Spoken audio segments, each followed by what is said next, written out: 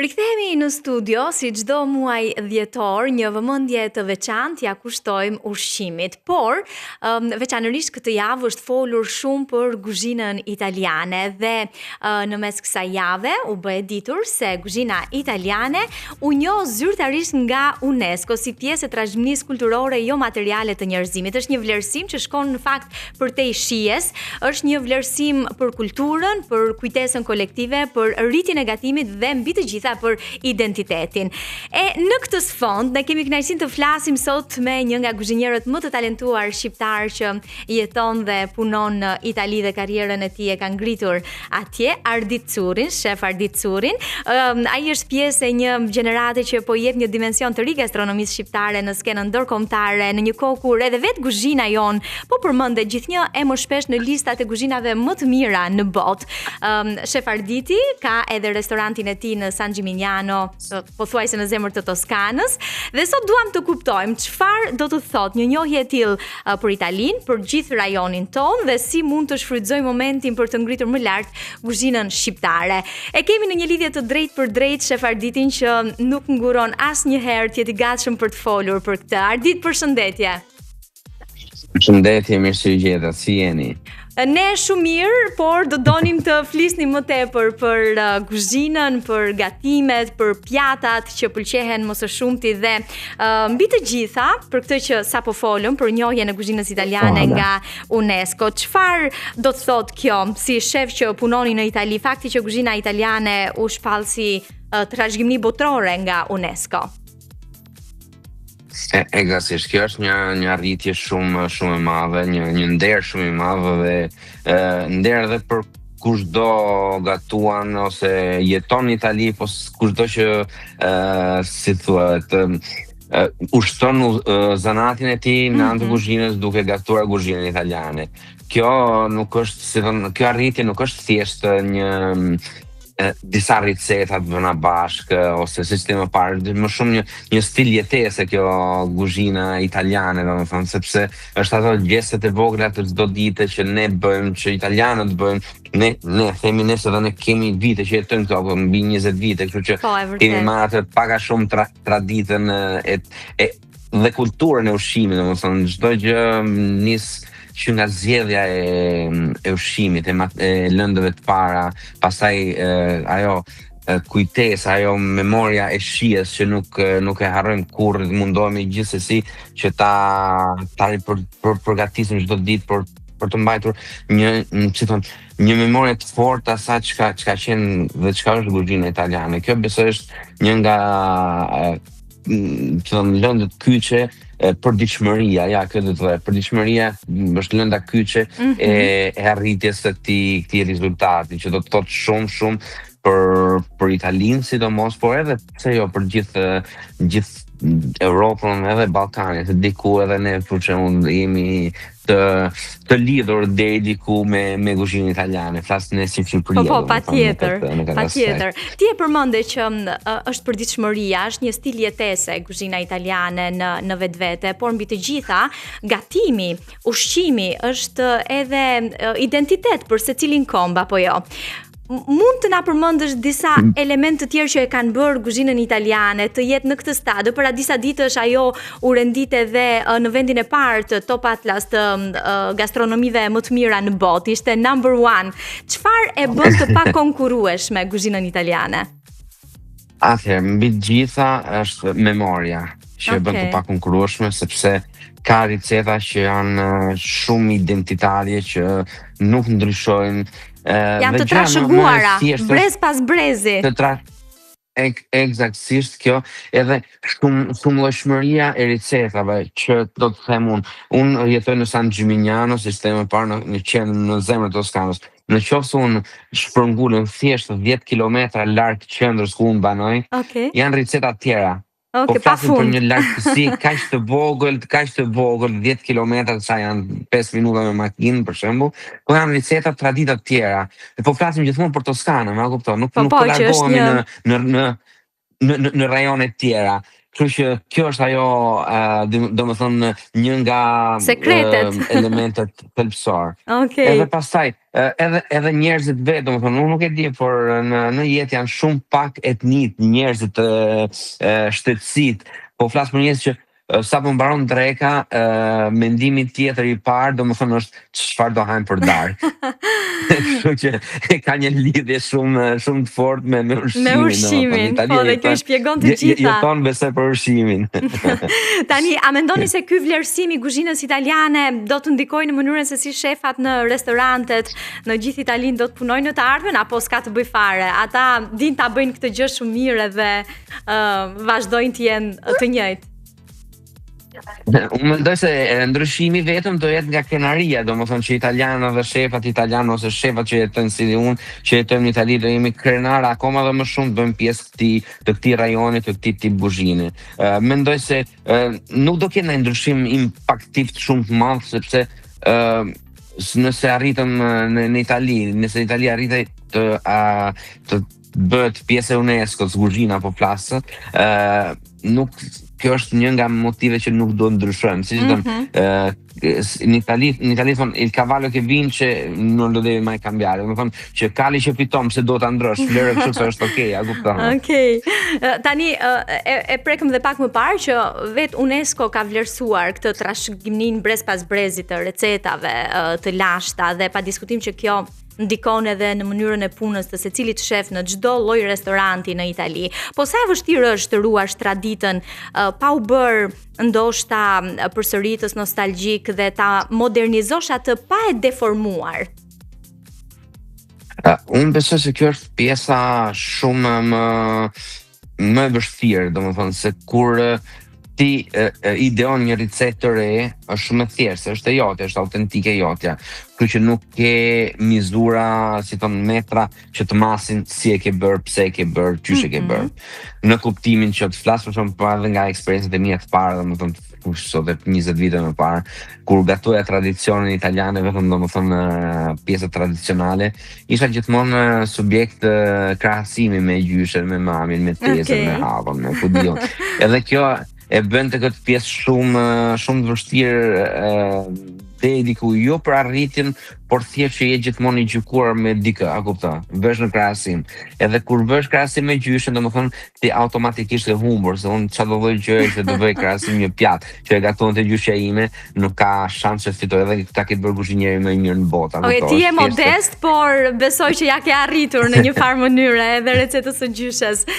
Edhe kuzhina shqiptare ka marrë një vëmendje të veçantë përgjatë kësaj periudhe, veçanërisht ky 5 vjeçar i fundit edhe me shtimin e numrit të turistëve, vëmendja është përqendruar pikërisht tek kuzhina që turistët e vlerësojnë. Edhe nga renditja e Top Atlas ishte ngritur disa pozicione në krahasim me vitet e fundit. Nga përvoja juaj në Itali, apo krijon edhe Shqipëria një lloj identiteti gastronomik?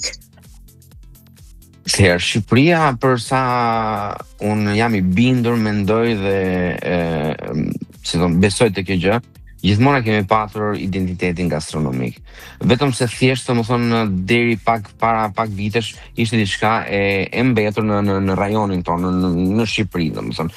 Ishte vështirë të dilte jashtë, që njerëzit ta njihnin.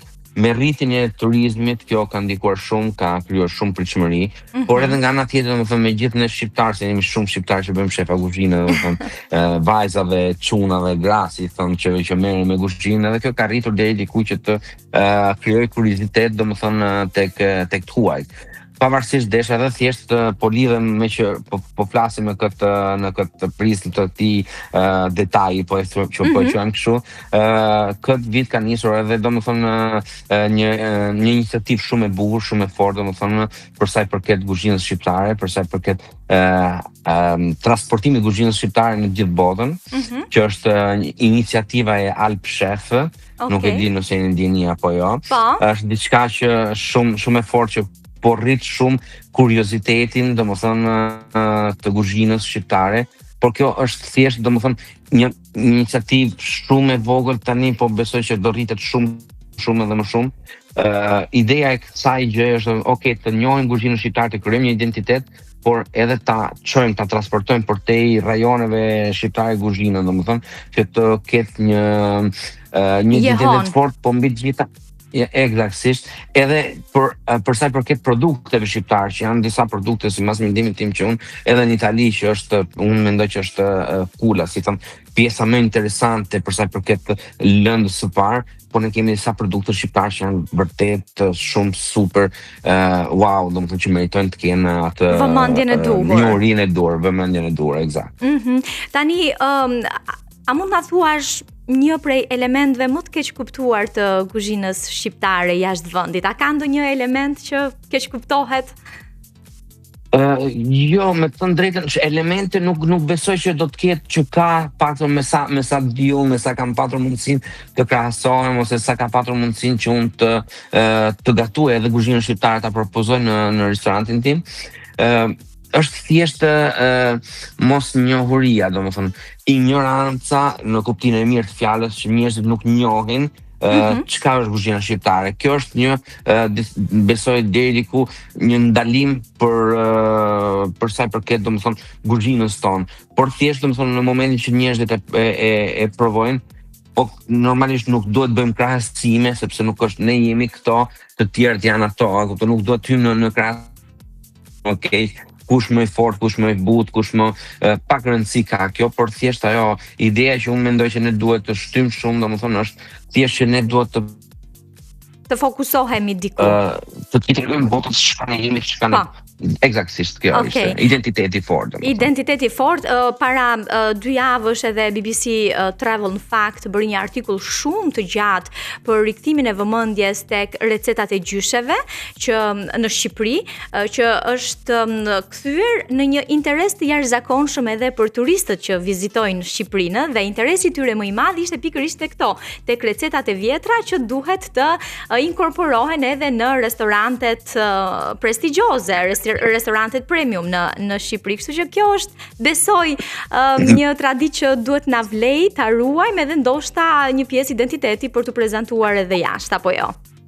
Po, desha shtoj edhe diçka, pikërisht domethënë ne jemi kuzhinierët e së ardhmes, kuzhinierët të tashmes, por kemi lindur nga gjyshet në kuptimin e shijes po flas, sepse gjyshet e kanë ruajtur dhe po e propozojnë kuzhinën çka ishte. Kështu që edhe Italia, sidomos dhe Shqipëria, domethënë kanë këtë prizën për sa i përket identitetit, sepse janë akoma gjyshet në shtëpi që gatuajnë. Kjo me sa shikoj unë, me sa mendoj unë, sa kalon koha, do jetë akoma më vështirë të kemi këto rrojnë të forta, sepse tashmë edhe gjyshet po punojnë deri vonë. Deri diku gjyshet domethënë mendonin vetëm shtëpinë, fëmijën. Kjo absolutisht jo për të hequr pikë ose për t'i riduktuar si Po, absolutisht, e kuptojmë. Po ishte pjesa më e fortë, domethënë ku njerëzit domethënë ku ne kishim rënje, ta kupton se lidhin shijet, kujtonim shijet, gjyshet na sidhin shijet e reja, shijet e vjetra në aspektin e ri. Kjo që na ndihmon neve që të krijonim atë memorien se si është kjo, si bëhet flia, ose çfarë shije ka flia, po marr një recetë kështu shumë të thjeshtë, ta kupton.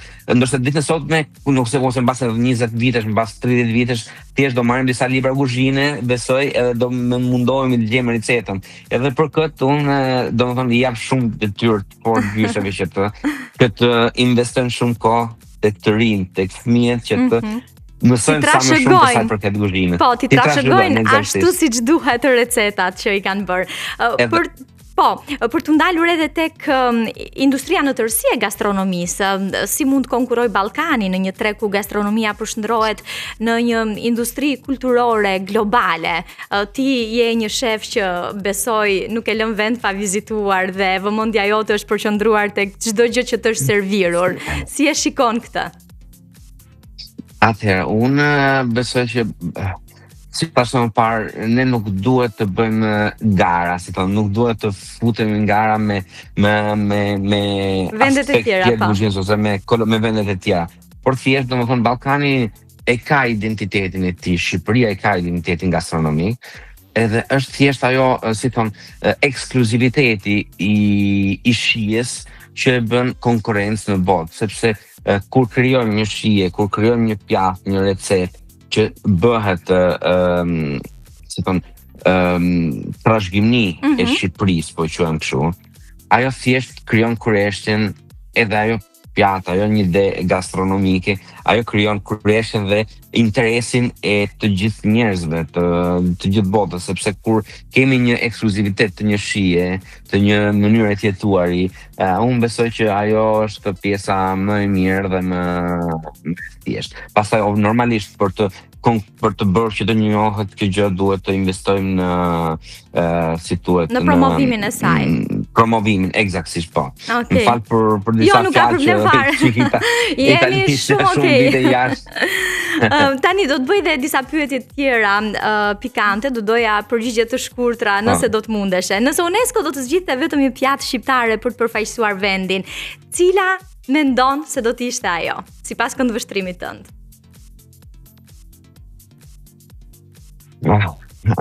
Vetëm një. Unë do të them dy gjithsesi. Okej. E pranojmë. Byreku me qumësht. Okej. Dhe? Edhe tjetra është tava e kosit me mish Me mish qengji. Fantastike. Kjo do ishte të paktën për mua. Okej. Cila është pjata italiane që shqiptarët e preferojnë më së shumti? Thuaje një.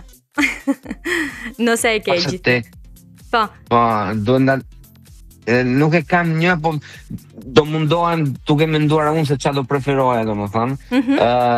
Mendoj që shqiptarët për sa i përket kuzhinës italiane do ndaloheshin më shumë tek pjesa e mishrave, tek Fiorentina, besoj që është diçka shumë e thjeshtë për diçka shumë unike për Toskanën. Okej. Ose na e papardella al ragù di cinghiale, dhe kjo mund të ishte një nga opsione. Okej. Sa prej shefave sot janë artist dhe sa janë thjesht influencer me përparse? Mund ta thuash një përqindje? Se kemi shumë influencer kuzhine sot, kemi shumë influencer, nëse hapim Instagramin, na bombardojnë me receta. Unë do mendoja një 50-50. 50-50, nuk është lajm i mirë ky. Për fat të keq, pikërisht për fat të keq. Se sot në ditën e sotme unë e shoh gjithmonë pjesa e kuzhinës po bëhet si pjesa e rockstarit, a kupton? Thjesht njerëzit nuk ndalohen, shumë shefa, kolegë domethënë më vjen keq mbase dikujt do i mbetem antipatik, por duhet ta them këtë sepse e mendoj kështu, domethënë pak rëndësi ka se çfarë mendojnë të tjerët, unë e mendoj kështu. Për mua po flas gjithsesi. Edhe mbi të gjitha ne duhet mendojmë çka neve na jep lumturinë, të pikë pari, domethënë unë si ardit çam bën të lumtur, mbi të gjitha, edhe pastaj çfarë dua unë që njerëzit, që klientët e mi kur të vinë te unë të provojnë. Të vinë për të bërë 2 foto Instagrami, apo të vinë për të thënë wow. Çfarë ushqimi, çfarë pjatë. Shumë mirë, çfarë ushqimi. Eksaktësisht. Po, edhe kjo mbaron e gjitha, domethënë këtu është ajo. Jo, do doja të shtoja që mos u çudit nëse do më shikosh me përpars në një faqe Instagrami me shumë followers një ditë. Meqense jemi te kjo. Po pse? 50 me 50. Në ditën e sotme nuk habitemi për asgjë. Nuk habitesh fare. Por thjesht domethënë kush e bën si profesion të mirëfillt të primar, domethënë kuzhinën, unë mendoj që fokusi do të jetë tek puna e kuzhinës. Pastaj normal që duhet edhe pjesa tjetër, duhet edhe pjesa influencer, se ata nuk si promovimi, por thjesht domethënë në ditën e sotme nganjëherë më duket sikur promovimi merr më shumë kohë edhe po i quaj shije sa pjata vet. Po, e vërtet, dhe tani pa kursyer komplimentat për ju Ardit, jeni një prej artistëve në kuzhinë që nuk e keni përdorur influencerin, punën e influencerit, por ju kemi zbuluar nga puna juaj dhe reklama më e mirë është gojë më gojë nga ata që kanë ardhur në restorantin tuaj, kanë provuar pjatat dhe jeni ky që jeni sot. Gjithsesi, vazhdoj me një pyetje tjetër. Cili është gabimi më i madh që bëjnë njerëzit kur gatuaj një pjatë të thjeshtë si pastat?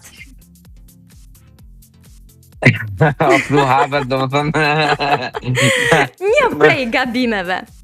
Një prej gabimeve Zjejmë zjerja, Okej. që njerëzit nuk respektojnë kur atë, si thon, atë minutazhin që shkruhet tek ato etiketat e vogla, që edhe unë humb 10 minuta për të gjetë ku është e shkruar, domethënë sa kohë duhet të zgjet ajo pastë, sepse në kuptimin që çdo fabrikë që prodhon një pastë e ka testuar në shumë mënyra, në shumë ambiente, në shumë ambiente kritik, temperatura kritike atë makarona, domethënë, që ne quajmë thjesht një makarona. Edhe kur ne fusim, do të jetë, është thjesht ujë që balon, kripa brenda, edhe koha e duhur, që varet nga tipi pastës, nga 8 deri në 12, 13, 15 minuta. Por thjesht duhet vetëm vesh një timer të vogël. Ne kemi telefon, jetojmë me telefon në dorë sot. Është shumë e thjeshtë për të bërë një 5 minuta timer që të vije zile, thua, ok, edhe ti nuk rrit tu gebra mendjen, na kupton? Ne shqiptarët i duam pak të zgjera shumë tani, e pranojmë këtë. Është vërtet, po avash do mbështesh. Do e rregullojmë këtë gjë. Kush e respekton më shumë produktin? Shqiptarët apo italianët? Po bëjmë këtë krahasim me që jeton dhe punon në Itali dhe je shumë afër tyre. Unë mendoj se këtu respekti produktit ka shumë anë, në fakt. Besoj se Shqipëria e respekton pak më shumë, në kuptimin që ka riceta më të thjeshta. Kështu që çfarë thot, unë kam shumë prizm që në çdo pjatë, në çdo recetë që bëj, dua ta prek sa më pak. Diçka që ke një produkt shumë super wow, sa më pak e prek, aq më mirë është. Kjo çfarë do të thotë, që jo se tjerë që gatuajnë shumë edhe prekin shumë ushqimin, ndryshon diçka, por thjesht unë e mendoj, domethënë, një produkt i mirë, një peshk që është super i freskët, i marrë në det, i peskuar në det, domethënë, pse duhet i bëj 300 salsa? Po, e vërtet. Qa duhet, për çfarë arsye? Thjesht domethënë merr peshkun, o bëje krud ose bëje gatuje me diçka të vogël, në një kontornë të vogël, por tjerët nuk kanë sens, a kupton, kjo është ideja. Tani, ti e përmende pak më parë makaronat e zjera shumë, që italianët kanë të drejta ankohen për këtë, se e din shumë mirë si bëhen pastat. Po shqiptarët, për çfarë ankohen më shumë? për makaronat që janë pak të zjera. Okej, reciproke. Tani, ka diçka tjetër. Ka shumë, nuk janë ankesa, por thjesht domethënë kemi, sidomos shqiptarët, jo ankohen, por presin nga kuzhina italiane, që të krijohet ajo ideja e mezës që ne kemi në Shqipëri, që okay, gjitha gjërat bën tavolinë, mushe tavolinë dhe kështu. Edhe kjo është domethënë nganjëherë kur vin shqiptar domethënë nga Shqipëria. Jo, i duket pak fillimisht se çdo kush i ka pjatën e tij, a kupton?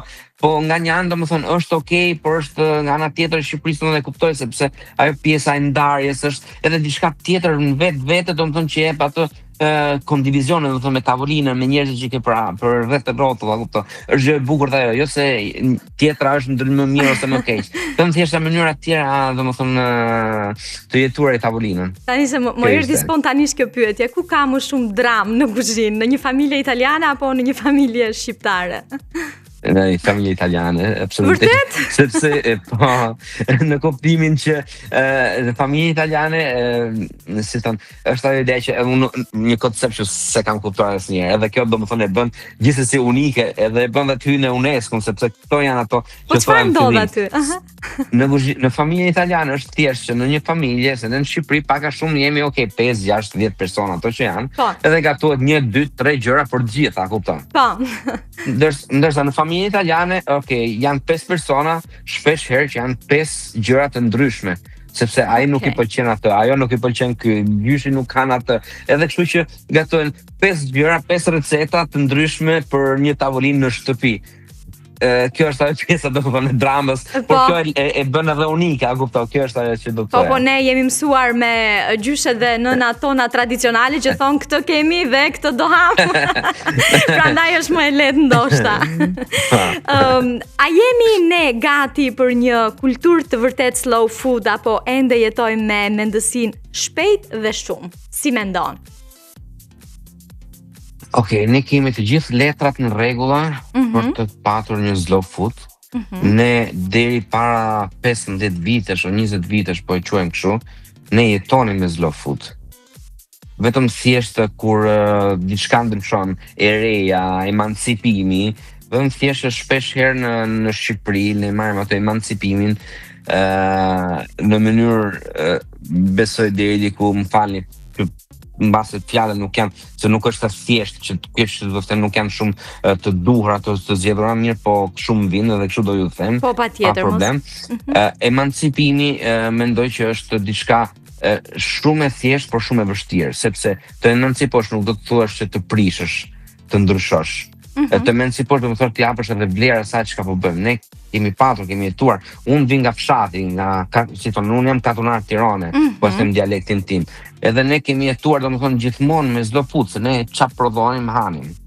Jo kilometro zero, siç thon sistemi sot, por kishim metër zero. Kjo çka do të thotë? Në hyrjen në kërkimin e hyrjes në BE ose ku dëgjon të jetuarit evropianëshe, po i quaj kështu.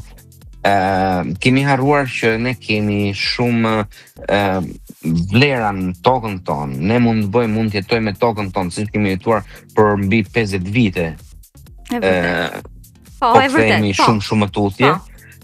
Edhe këtë unë nuk e kuptoj, ne nuk jemi gati, ne kemi jetuar e kemi bërë, dhe shpresoj që një ditë të arrim ta kuptojmë çka kemi bërë dhe çka po bëjmë, por të kthyer çfarë ishim. Me nismë të tillë dhe nismë të fortë, unë merr gjithmonë si shembull Mrizin e Zanave, Altin Prengën, që po bën një punë shumë të fortë, shumë signifikative, që do të thotë që ne duhet ta marrim gjithë si shembull dhe duhet ta ndjekim, ta ndihmojmë, jo të ndihmojmë Altinin, por të ndihmojmë vendin tonë. Kjo është ajo çka unë mendoj. Është vërtet. Tani, meqense jemi afër fundit të vitit, tavolina e ndrimit të viteve është pa diskutime ajo për cilën mendojnë anvisat që tani bëjnë listën e gjatë. Më thuaj pak një krahasim të vogël mes një tavoline të një familje shqiptare në natën e ndrimit të viteve dhe asaj të një familje italiane. A vazhdojmë të jemi të rëndë si dikur apo jo? Mendon se ka ndryshuar diçka? Të rëndë për çfarë aspekti? Për shihen apo për të rëndë për sasinë? Për sasinë e gjërave që hedhim në tavolinë natën e ndrimit të viteve. Okej, unë mendoj se po vazhdojmë të jemi të rëndë, po unë mendoj se kjo ka rënjë të forta të thella, kupton. Sepse po unë kur mendoj domethënë festat shqiptare, nga të gjitha festat, e vetmja festë që mua më të ngelet në memorie, ka ngelur gjithmonë në memorie, është Vitëri, se ne faktikisht vetëm të njëjtë atë festë mendojmë kur isha fëmijë festonin. Është e vërtet. Kështu që po të kthehemi mbrapa, është ajo ideja që ne ishim një popull i varfër. Kështu që jo flas për familjen time, pa shkuar nga tjerë. Po patjetër, është e kuptueshme. Edhe po jetoni mirë, nuk është se na ka munguar ushqimi ose diçka tjetër, por thjesht ai, si thon, ai mishi kështu, ajo gjëja, ku dëgjon tavolina shumë super plot, u kufizonte në vitin e ri, domethënë. Edhe diku është tradit kjo e jona që të jetë. Edhe mendoj që nëse arrim që mos të bëjmë kështu, si thuhet, mos të hedhim ushqim. Po. Por kjo ishte domethënë koncepti i gjithës, por gjithsesi ajo tavolinë duhet të jetë ashtu, sepse e mbushur. Na lidh e mbushur, sepse na lidh me atë festë, na lidh me atë kujtim, na lidh me traditën tonë, kupton. Për sa i përket është edhe pak supersticion, se duhet të na gjej viti i ri me bollëk dhe kështu do të na shkojë gjithë viti mbi të gjitha. Po e quajmë kështu. Edhe për të bërë atë, si thon, konfrontin me Italinë, krahasimin, Italia nuk e ka për vitin e ri, sepse viti i ri, po deri diku, por e ka në Krishtlindjet. Me datë për dreka e Krishtlindjeve ndodhe njëjta gjë, të njëjtët sasi, të njëjtët gjëra, që ti kur bën një drek të Krishtlindjeve në Itali, mbase të vjen ideja, domethënë, për të ngrënë përsëri me datë 2-3 janar. Okej, domethënë aty jemi. Pak a shumë. Po, vetëm thjesht ndryshojmë datat. Okej, gjithsesi për sheshin e Gjelit besoj nuk e bëjnë si ne italianët. për fat keq nuk e bëm fare, kështu që jo nuk e bëm si ne, po për fat keq. Edhe këtë përsëri, sepse ai për sheshe, ai na ku dijon, sa herë që mendoj për sheshin, mendoj ato familje, të vin ato sa fragmente kujtimesh, domethënë kur isha i vogël, ajo vera me spray, vera e bardhë me spray që pinim kur ishim, a kupton, që nuk e kishim ndër sa ishte vera, a kupton. Janë disa momente shumë të forta dhe të bukura, a kupton, pavarësisht vështirësive. Më vjen keq që fëmijët e ditëve të sotme nuk e shijojnë kaq shumë festën e ndrimit të viteve, sa i përket ushqimit kam fjalën se okay për dhuratat dhe pjesa tjetër atmosferës. Po nga që në ditën e sotme është çdo ditë është ditë e ri, patjetër. Personalisht do jeni në Itali natën e ndrimit të viteve? Po, ne do jemi në Itali dhe jemi në hapër, në restorant në punë, domethënë. Unë në punë gjithmonë kam marrë Krishtlindjet si fest. Për që Krishtlindjet i festojmë gjithmonë në shtëpi, me familjen, ndërsa viti i ri për fat të mirë ose fat të keq gjithmonë në punë, domethënë. Okej, dhe besoj në San Martino janë të gjitha të rezervuara për mbrëmjen e ndrimit të viteve apo jo. Është një restorant me yje Michelin, kështu që besoj gjithë merita është e juaja dhe absolutisht që meritoni komplimentat më të mëdha nga të gjithë ne, për më tepër që je shefi preferuar i Premium Channel. Misioni preferimi.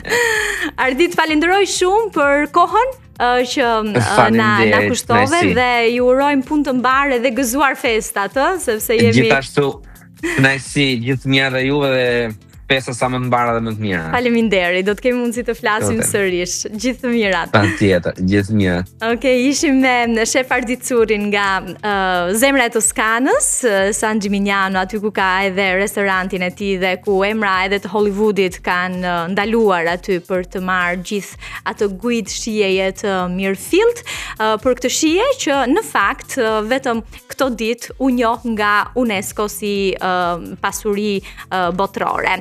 Ne do të bëjmë një shkëputje muzikore dhe do të rikthehemi sërish në studio.